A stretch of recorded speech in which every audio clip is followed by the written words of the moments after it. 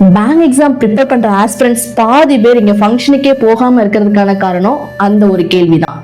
இன்னுமா bank exam prepare பண்ணிட்டு இருக்க? இன்னும் உனக்கு எந்த வேலையும் கிடைக்கலையா?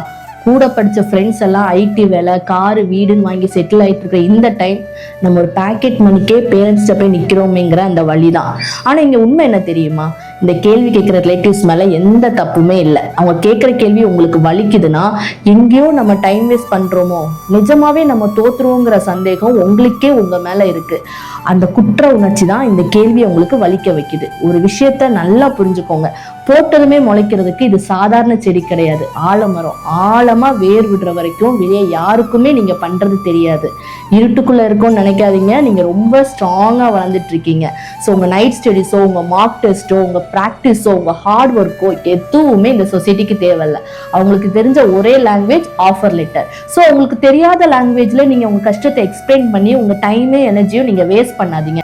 நெக்ஸ்ட் டைம் ஃபங்க்ஷன்ல யாராவது இந்த கேள்வி கேட்டா தலை குனியாம அவங்க கண்ணை பார்த்து சின்ன ஸ்மைலோட ப்ராசஸ்ல இருக்கேன், சீக்கிரமா நல்ல நியூஸ் வரும்னு சொல்லிட்டு உங்க ப்ரிப்பரேஷனை ஃபோக்கஸ் பண்ணுங்க.